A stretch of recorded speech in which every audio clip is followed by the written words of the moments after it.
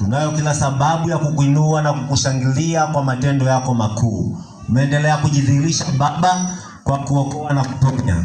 Na sana wakati wa mfalme wa amani, tupo mahali hapa Bwana tukiimba sifa, lakini pia kulihubiri neno lako kwa matendo yako makuu.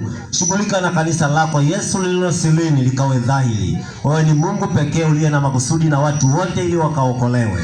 Baba, asante kwa kuwa hutapungua na mtumishi wako utamtumia kama upendavyo kusema na watu wako ili waokolewe. Katika jina la Yesu aishie milele nikiomba na kushukuru. Wote tuseme amen. Tumshangilie Mungu wetu kwa makofi mengi.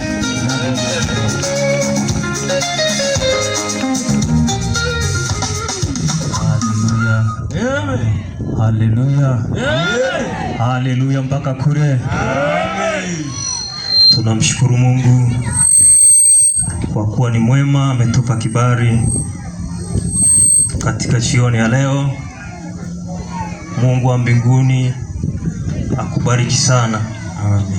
Lakini pia Mungu wa mbinguni awabariki wageni wetu kutoka Miunga. Twende kwenye Injili ya Luka sura ile ya 16 anzia na ule mstari wa 19 ishia pale mwishoni mstari ule wa 31. Luka sura ya 16 mstari wa 19, Biblia inasema, akasema palikuwa na mtu mmoja tajiri aliyevaa nguo za rangi ya zambarau na kitani safi na kula siku zote kwa anasa. Na maskini mmoja jina lake Lazaro huwekwa mlangoni pake, ana vidonda vingi. Naye alikuwa akitamani kushibishwa kwa makombo yaliyoanguka katika meza ya yule tajiri. Hata mbwa walikuwa wakija na kumlamba vidonda vyake. Ikawa yule maskini alikufa, akachukuliwa na malaika mpaka kifuani kwa Ibrahimu. Yule tajiri naye akafa, akazikwa. Basi kule kuzimu aliyainua macho yake, alipokuwa katika mateso, akamwona Abrahamu kwa mbali na Lazaro kifuani mwake, akalia. Akasema, e baba Abraham, nihurumie, umtume Lazaro achovye ncha ya kidole chake majini, aupoze ulimi wangu, kwa sababu ninateswa katika moto huu. Abrahamu akasema, mwanangu, kumbuka ya kwamba wewe uliyapokea mambo yako mema katika maisha yako, na Lazaro vivyo alipata mabaya, na sasa yeye yupo hapa anafarijiwa, na wewe unateseka. Na zaidi ya hayo, kati yetu sisi na ninyi kumewekwa shimo kubwa, ili wale watakao kutoka huku kwenda kwenu wasiweze, wala watu wa kwenu wasivuke kuja kwetu. Akasema, basi baba, nakuomba umtume nyumbani kwa baba yangu, kwa kuwa nina ndugu 5, ili awashuhudie, wasije wao pia wakafika mahali hapa pa mateso. Abrahamu akasema, wanao Musa na manabii, na wawasikilize wao. Akasema, la baba Abraham, lakini kama akiwaendea mtu atokaye kwa wafu watatubu. Akamwambia, wasipowasikiliza Musa na manabii hawatashawishika hata mtu akifufuka katika wafu. Amen. Tumeangalia katika kitabu cha Luka 16, tumeanzia ule mstari wa 19. Tumeona pale habari ya watu wawili, mmoja jina lake limefichwa pale, ila ni tajiri. Lakini tumeangalia mtu mwingine, Biblia inamsema ni Lazaro. Wakati tukiendelea kusoma, tumeangalia maandiko pale. Biblia inasema Lazaro alikuwa ni mtu ambaye hana uwezo na alikuwa maskini na alikuwa na vidonda vingi, na kwa sababu alikuwa na vidonda vingi, hata uwezo wa kufanya kazi ilishindikana. Kwa hiyo sasa akawa anategemea kuomba. Katika hali iliyokuwa inaendelea, yule Lazaro, maandiko yanasema ilifika mahali hata mbwa wakaanza kumlamba vile vidonda vyake, na wakati mwingine akawa akiokota makombo mezani pa tajiri. Kwa hiyo aliishi maisha ya tabu akiwa duniani. Lakini tumeangalia kisa kingine cha mtu mwingine ambaye alikuwa ni tajiri, na Biblia inasema alikuwa anavaa nguo za zambarau. Alafu Biblia inasema alikuwa ni mtu ambaye alikuwa anaishi maisha ya anasa. Wakati wakiendelea na maisha ya jinsi hiyo, maskini anakula makombo, na wakati huo analambwa na mbwa. Tajiri naye akaendelea na maisha yake duniani ya utajiri na maisha ya anasa. Wakati wakiendelea, maandiko yanasema ilifika muda yule maskini Lazaro akafa. Alivyokufa yule maskini Lazaro, maandiko yanasema akazikwa. Alivyozikwa yule maskini, maandiko yanasema akachukuliwa, akaenda moja kwa moja kifuani kwa Ibrahimu, akakaa kule. Miaka ikaendelea. Wakati miaka ilivyokuwa inaendelea, ikafika mahali na yule tajiri naye akafa. Alivyokufa yule tajiri, maandiko yanasema akashuka moja kwa moja mpaka kuzimu, akapata mateso kule alikokuwa anakaa. Bwana Yesu sasa akapata mateso ya kumtosha. Sasa wakati yuko katikati ya mateso, anahangaika, anaangalia huku na huku, akatazama, akamuona yule ambaye alimuona na alimdharau, yuko kifuani pa Ibrahimu. Yeye huku anateseka, akalia sana. Maandiko yanasema akalia kwa sababu ya yale mateso na moto. Yule tajiri akalia. Wakati wa utajiri wake duniani hakulia, lakini alivyokutana na moto, yule tajiri akalia sana. Akasema, Lazaro, hapa nilipo ninateseka, naomba unihurumie, nihurumie. Lakini sauti ikatoka kwamba haiwezekani, wewe ulikula raha duniani, lakini mimi ulinidharau sana, ukanicheka. Sasa ni zamu yangu sasa mimi kula maisha.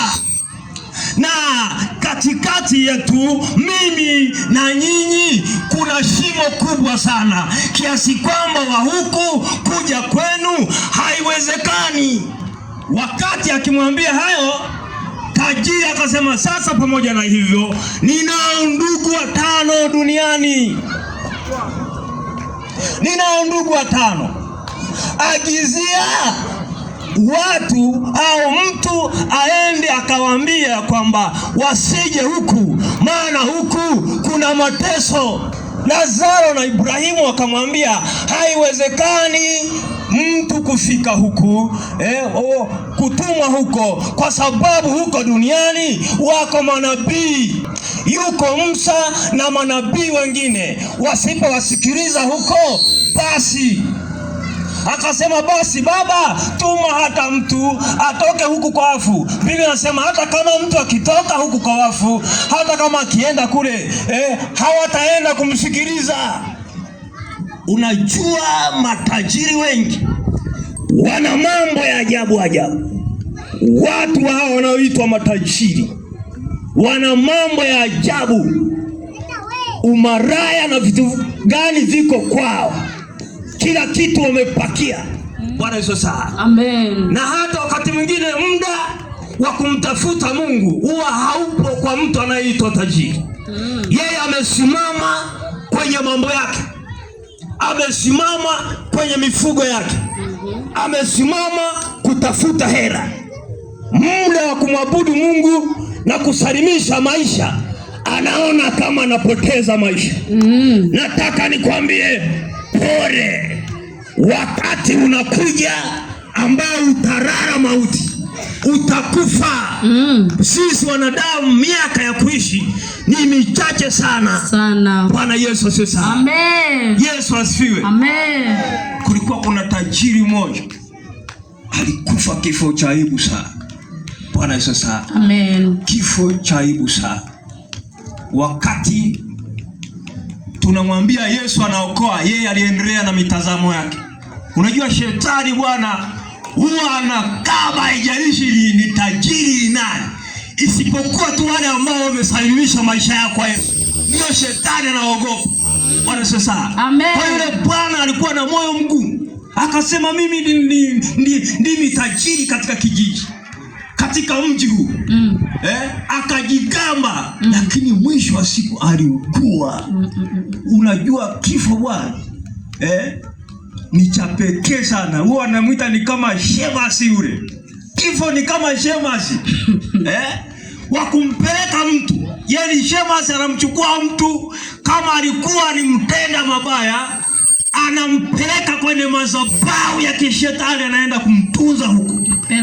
Akisubiria hukumu ya mfalme atakaposhuka. Mfalme atakapohukumu dunia. Kama ni mtenda mema, shemasi kifa anampeleka kwenye madhabahu ya watu watenda mema. Anaenda kumketisha pale, anakaa. Anasubiria. Bwana Yesu sana. Amen. Kuna wengine wao wanafikiri kwamba labda unaweza kumshawishi huyu shemasi kwa sala za watu. Kuna watu wamekalia sala, mtu unakuta wakati mwingine ni mtumia pombe, hiyo kwa sababu ana hela. Mtu anachonga maneno, anasema mweke pema na peponi akae. Nataka nikwambie umechelewa. Amina. Umechelewa. Mungu ashawishwi na maneno ya maaskofu. Mtu mwenyewe atakaa mahali penye matendo yake.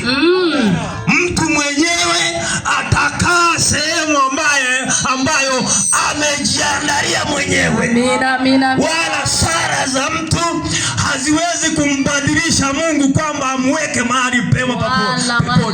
Umechelewa. Na ndio maana tumeleta injili hii mchana kweupe, ili ugeuke, ili ubadilike, utambue kwamba maisha yako hapa duniani ni machache kuliko unavyofikiri sana. Bwana Yesu sasa. Amen. Yule tajiri akajigamba sana. Mwisho wa siku akakutana na kifo kwenye kona. Kifo bwana. Bwana Yesu sana. Amen. Akakutana na kifo. Unajua mtu kama ni mtenda mabaya, wakati wa hatua ya kufa, vile yale mabaya yote yanakuja kama filamu, yanatangulia, yanakuja mbele yako. Unayaona. Kwa hiyo kama ulikuwa maraya huku ni tajiri, unashangaa makahaba wote 200 wanatangulia. Unaona filamu kama wapo 200, Adera, Asha, unaona mtiririko, unakuja unashuka, unashuka mpaka 200 uliozini nao wanakuja mbele yako. Rafu sasa mauti anaanza kusema na kusubiria mwanao. Bwana sasa. Amen. Sasa niliona yule tajiri akaanza kutoa macho namna, maana mauti anasema na kusubiria nikupeleke sehemu ambayo umechagua lililo fungi lako. Akaogopa. Tajiri yule akachanganyikiwa. Mara aseme Yesu, mara aseme Baba, lakini kifo hajalishi. Akasema na kusubiria. Bwana Yesu sana. Amen. Nataka nikuambie, yani kifo bwana, mtu huwa anajua dakika za mwisho anakwenda wapi. Huwa anajua. Anatambua. Bwana Yesu sana. Amina. Huwa anajua. Baadaye ilibidi akubaliane. Iwapo ni kwa mateke na ngumu, yule tajiri akarusha mateke nini ngumi nini, lakini mwisho wa siku akakata. Bwana Yesu sana. Amen. Mtu baada ya kukata roho, dakika zile 30 zile za mwanzoni, moyo huwa unaacha kufanya kazi. Ukishaacha kufanya kazi, ndani ya lisali moja mpaka masaa 4 joto ya mwili ile inaisha. Kwa hiyo anabaki, ndio maana wataalamu wako makini sana. Pale kabla hajapoa, kama miguu ilikuwa imekaa hivi na mwingine umekaa hivi afu imekaa na mikono na wataalamu wanaanza kuirudisha. Huu wanauleta hivi, wanaweka sawa. Alafu ulikuwa umeenda hivi. Kwa sababu ni tajiri nao wanaweka sawa yake. Lazima uende mguu sawa. Umechagua, una wasiwasi wako nini? Wewe kama ni jana uende mguu sawa.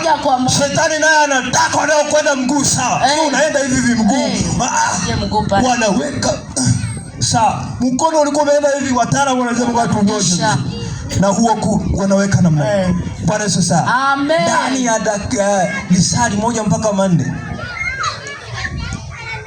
maji ya tumboni yanaanza kutoka kwa kasi kubwa. Kwa kama alikuwa amekunywa lita 5 za pombe, itajaa plasti. Msipokuwa makini, ndio maana wazee wako makini sana. Msipokaa makini litajaa plastiki na pombe pale kwa marehemu. Wako makini, wanatafuta pamba kwanza, sababu vimiminika vinaanza kutoka ndani ya lisali moja mpaka 4. Vinatoka kwa nguvu. Kwa hiyo sasa wale wataalamu wanaweka pamba kwamba ni ushahidi wako wewe mwenyewe, nenda nao unamwachia naye. Ulikuwa unakunywa mwenyewe. Ulikuwa unakula anasa mwenyewe.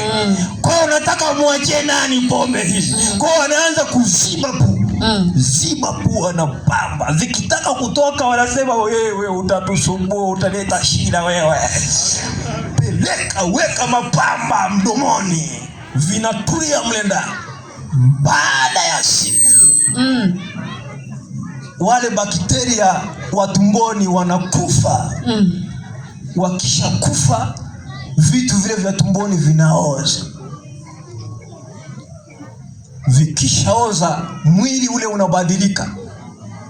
Kama alikuwa mweusi, anakuwa mweusi zaidi. Mweupe anakuwa rangi tofauti, inabadilika. Bwana Yesu sana. Amina. Baada ya muda fulani, miaka 2 mpaka 8, nyama zinaondoka, vinaoza, vinaisha vyote.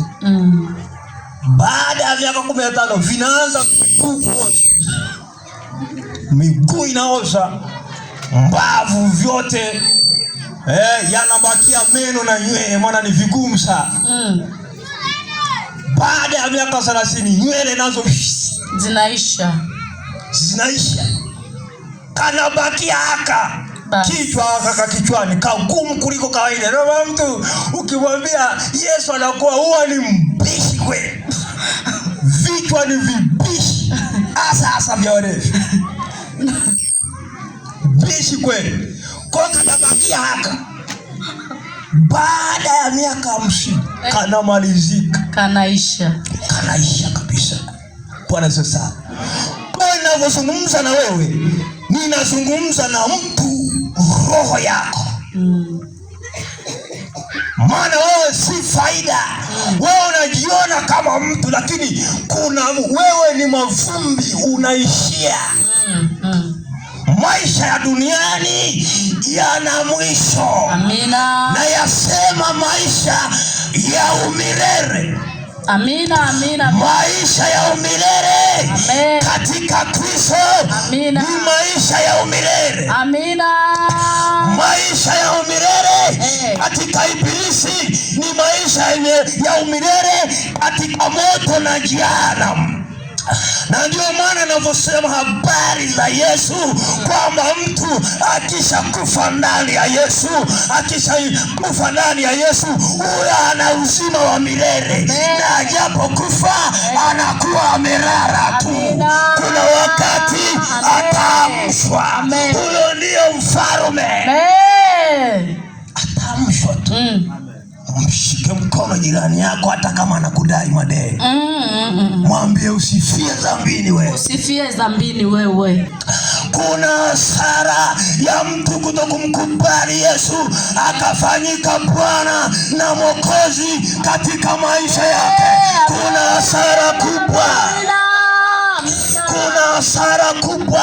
Geuka mpendwa, yule tajiri aliona yeye ndiyo yeye, akaanza kudharau watu, akaanza kutukana watu, akaanza kuzihaki watu, akaanza kutongoza wake za watu, akaanza kulewa kwa anasa. Lakini siku ilipofika akarara. Kule mbele alikokwenda akakutana na mateso, akakutana na shida, akapata shida na moto, akaomba msaada, akalia, akasema mama. Hakutokea mama yake mzazi amsailie, akuweko kwenye ule moto. Akaita, akasema njoo Ibrahimu. Ibrahimu hakutokea, akasema shauri yako, maana ni wewe uliochagua hiyo njia ya moto, ni wewe umechagua, shauri yako. Akaita majirani, hawakutokea, wakasema shauri yako. Ni maisha yako.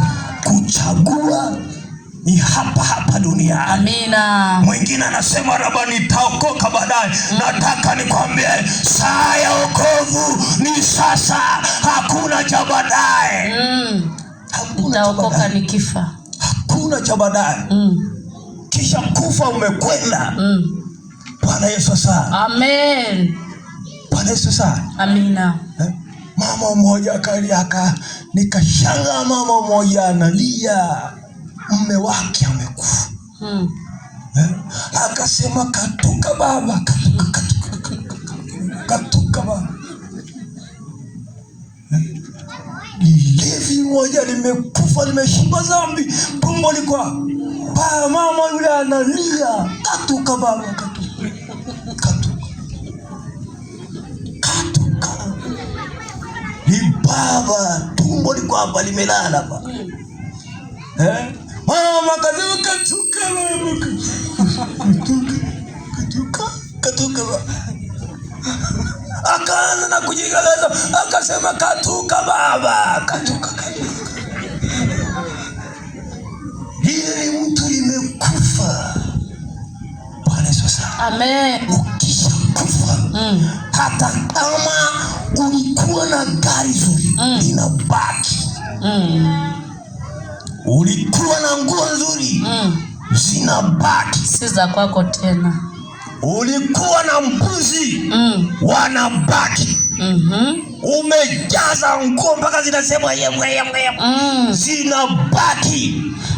Ulikuwa na fedha benki, zinabaki, za kwako. Nataka nikwambie usalama uko kwa Yesu.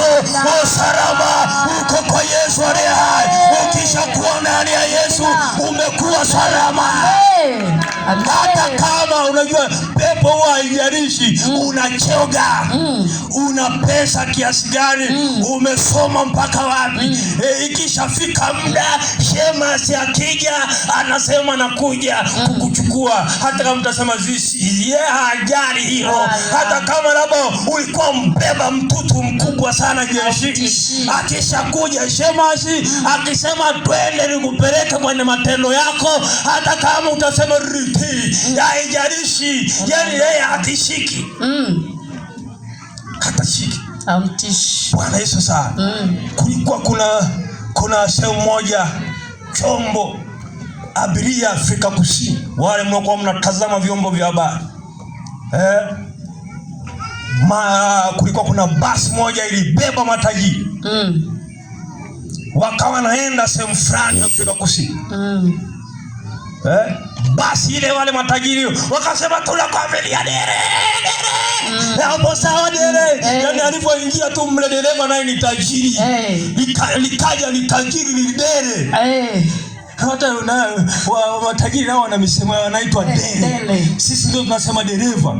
Lakini wao wakasema dere. Anakuja dere. Kikaja kidereva pale kikalia basi. Wakasema tunakwamilia sana dere. Akawasha gari yule dere yule. Huku mabosi zaidi ya 200 wanasema tunakwamilia dere. Dere akawasha gari. Gari pale kikawaka. Dere yule akachochea gari. Spidi 80 mara ya kwanza. Wakasema bado sawa dere. Sawa dere hapo sawa. Sasa dereva ndio ikikazana kia hapa na hapa. Inakwenda kigari. Huyo anakwenda dere. Spidi kwa 80 120. Wakasema ongeza dere. Ongeza dere. Dereva yule sasa ndio akachochea gari. Ikaanza kukwenda kwa mwendo. Akasema ongeza. Nikafika spidi 140. Akasema ongeza. Bado. Zikafika 160. Gia ikamshinda na breki ikakatika. Akashindwa kubalance.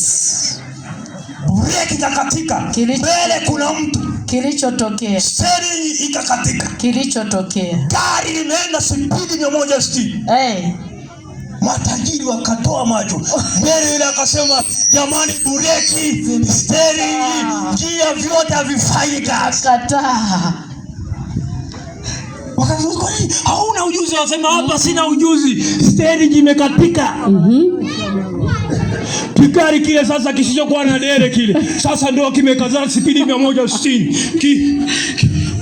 Kufika mtoni na wote 200 walikufa mtoni Afrika Kusini. Nataka nikwambie kifo sio mchezo. Wala. Tengeneza maisha yako. Hujui maisha yako itakuwaje. Tengeneza. Badilika. Njoo kwa Yesu, salimisha maisha yako. Kesho huijui. Kesho ya kwako huijui. Leo hivi unajiona ni kama mbona ninatucheshi. Una shida. Nina pesa. Nikimwita mama yote anakubali. Nakwambia siku miaka inasoma. Nadhani kwa yani watu bwana tu miaka tu 50 mbwembwe nyingi kweli. Miaka 60 mbwembwe kama zote.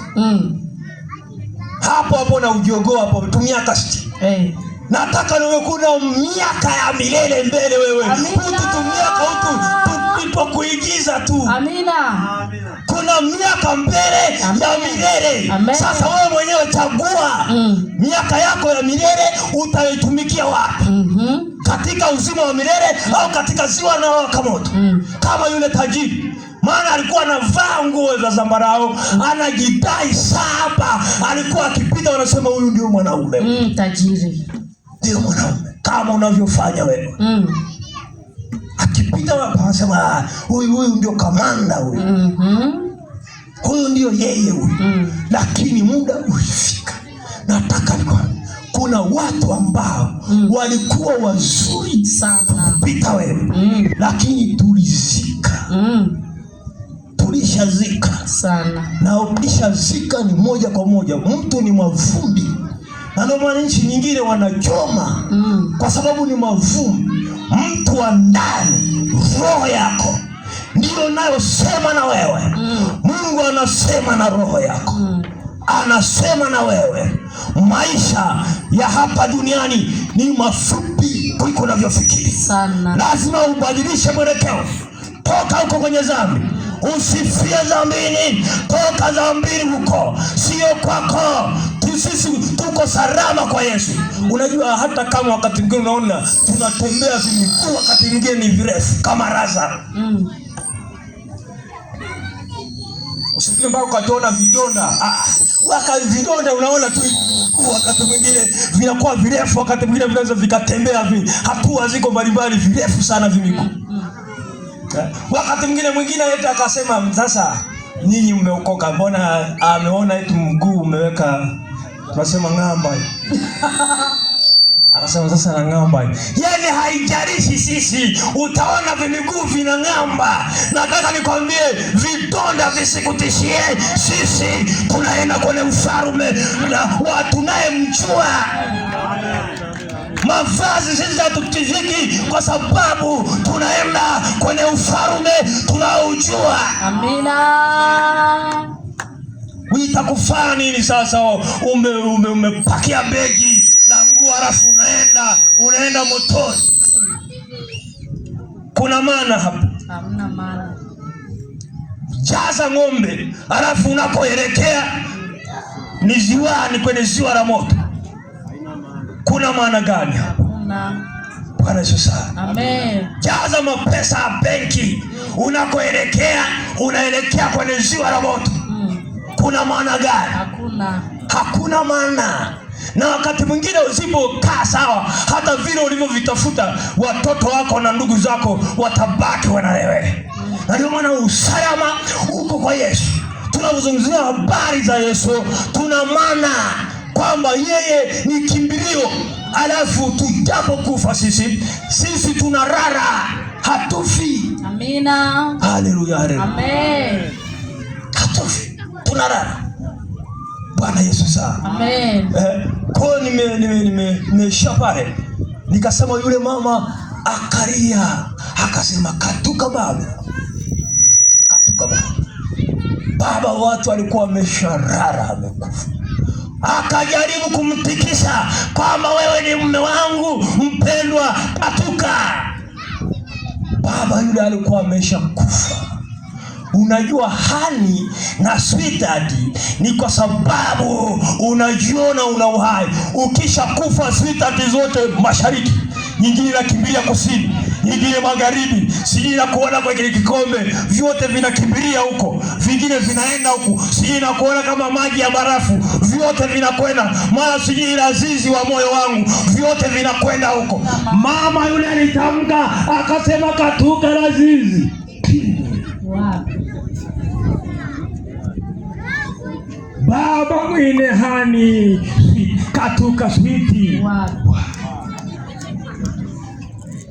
Na sisi tulivyo tunaobaki baada ya kumsindikiza huwa turuhusu kubusu marehemu, kwamba waanze kubusu marehemu. Wapo kuna muda kuna kifo kimoja kilinishangaza hapa. Msukuma mmoja alikufa alivyotaka kufa akawa amechangamka sana. Unajua wakati mwingine watu huwa wakati anataka kufa, wakati mwingine ukuta anachangamka, anacheka na kucheka. Wakaanza kadai na nipe uji nipatie na chakula na nini, na wengine ukuta anatoa na usia. Yule Msukuma nilishangaa. Hapa mitaa huko ndani.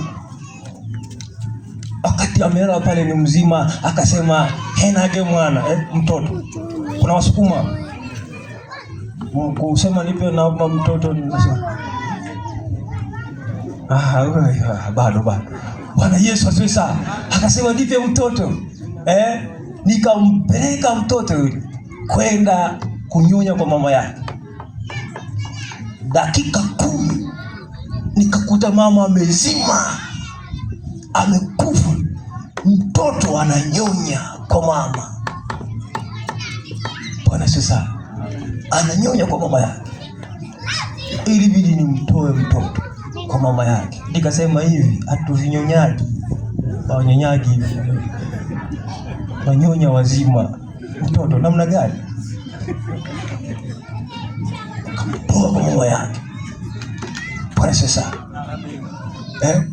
unajua mtu analinga wakati mwingine kwa sababu nakuta kuna uzima.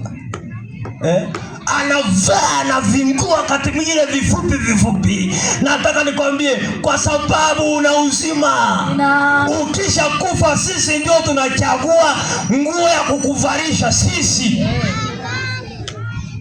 Tukipenda tuseme uende uchi, utakwenda uchi kaburini. Sawa. Wewe ulishaona marehemu na maswali? Wapi? Ulishaona marehemu ananyosha mkono? Sisi ndio tunachagua kwamba tumkate nywele au namna gani. Aende na vishungi vya kipepo vile vile kichwani. Sisi. Bwana sasa. Amina. Sisi. Aende na rasta. Bwana sasa. Amina. Sisi. Kwa hiyo marehemu hana maswali. Bwana sasa. Amina. Nikakatoa yule mama alinihuzunisha. Kakatoa katoto kale. Nikamkabidhi ndugu alivyoingia, kwa sababu hata hakuumwa yule mama. Mfika tu analala, anasema nipatieni mtoto mnyonye. Akawa ameshakufa, kakatoto kakaribia kunyonya, nikakatoa. Nilivyokatoa nikawaita ndugu, alilia. Akaanza kulia. Unajua misiba ina maneno mengi. Mama nilimsikia yule ndugu zake na mama wanasema, katoto umeakaacha bwana.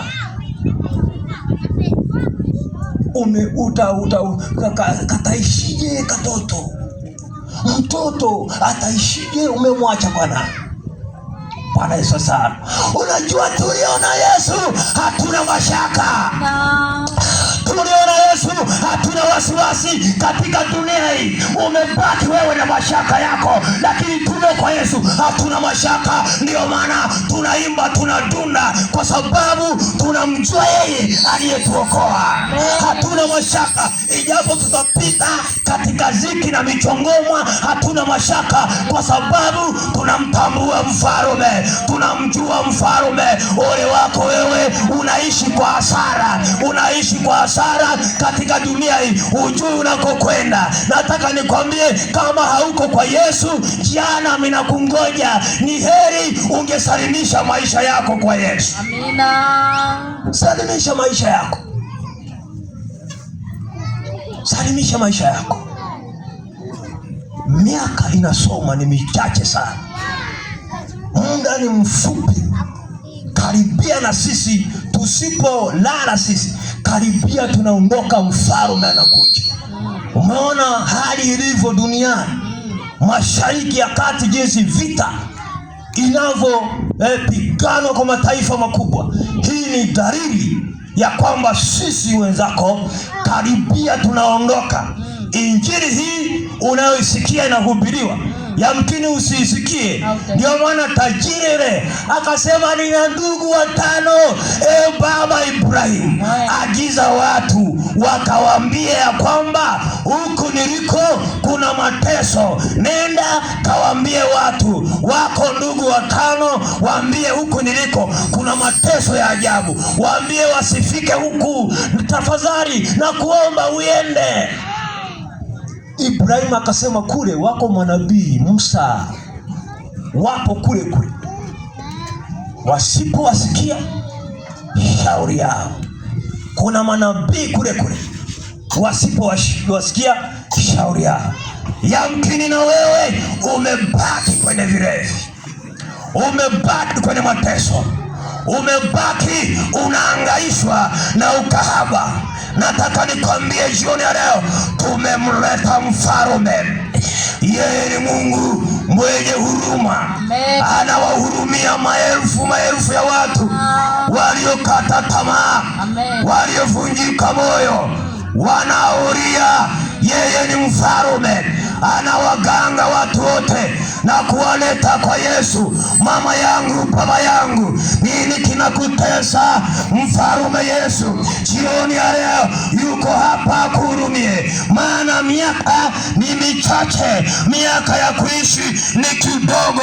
Dunia imejaa misiba, dunia imejaa vifo. Nataka nikwambie, usalama uko kwa Yesu. Mkubali Kristo leo ili usalimishe maisha yako. Usiposalimisha maisha yako, nakwambia mbele ipo tabu, mbele kuna moto, mbele kuna mateso.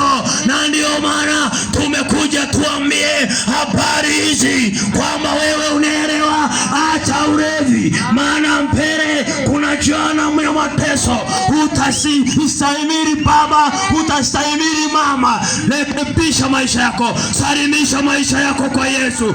Unaona kama tunacheza, hatuchezi baba, tunamsema mfalme aliye hai, ambaye ukimkubali huyo utaishi maisha ya umilele. Amen. Utaishi maisha ya umilele. Unatamani maisha ya dhambi, hasara zake ni kubwa kuliko unavyofikiri. Unatamani, wakati mwingine watu wanakuambia acha huko, unaona kama wanacheza, lakini hasara zake ni kubwa. Hasara zake ni kubwa. Na wakati mwingine maisha yanasoma. Maisha ya mwanadamu ni mafupi. Pengine pepo amekubembeleza, amekwambia tu lewa utaendelea kuishi. Nataka nikwambie maisha ni mafupi kuliko unavyofikiri. Mafupi sana. Bwana Yesu sana. Maisha mafupi. Mafupi kuliko kawaida. Kwa hiyo sasa lazima umkubali mfalme. Lazaro yeye alizarauliwa, alitemewa mate, alionekana kama hafai, lakini kumbe katika ufalme wa Mungu ni chombo kinachofaa. Unaona hapa wakati mwingine wahubiri tunahubiri habari hizi, unaona kama hazimo, lakini katika ufalme wa mbinguni mtatuona wa maana sana. Maana wakati unakuja ambao utalia, utaomboleza, utaona msaada na kusalimisha maisha yako ni leo. Amen. Amen. Simama mahali ulipo. Amina. Basi funika macho nikaombe. Baba mwenye uweza na mamlaka, wewe ni mtakatifu pekee, mfalme wa amani. Ni saa nyingine, wakati mwingine mfalme, watoto wako tumekuweko katika viwanja hivi. Baba, umetufundisha kwa habari maskini pamoja na tajiri, emba mbingu na nchi. Neno hili mfalme likapite katika anga hili. Pepo ibilisi hawezi kuzuia. Kwa damu Yesu namkatilia mbali. Bali uweza wako mfalme vikasimama. Baba wa mbingu na nchi, asante kwa kuwa ni Mungu mwaminifu. Mfalme Baba, unasema wako manabii, neno lako tumelitangaza katika kijiji hiki mfalme. Watu hawa wamesikia Bwana, naam, tembea katikati yao. Masikio utafiti kwa damu Yesu na katilia mbali roho ngumu ya kutokuokoka kwa damu Yesu hai. Bali naachilia uwezo wako na mamlaka yako ikatembee katika kijiji hiki mfalme. Wafunike Bwana, watoe kwenye vifungo, wengine vifungo vya ulevi, wengine vifungo vya ukahaba, wengine vifungo vya uchawi. Watoe Bwana ili wakakujue mfalme, wakukimbilie wewe. Asante Mungu mwaminifu, kwa kuwa wewe ni Baba na wewe ni Mungu pekee mfalme, katika jina la Yesu hai. Baba, makutano hawa na waachilia mkono wako, wote tukaseme amen. Amen. Karibu mtumishi wa Mungu. Amen. Amen.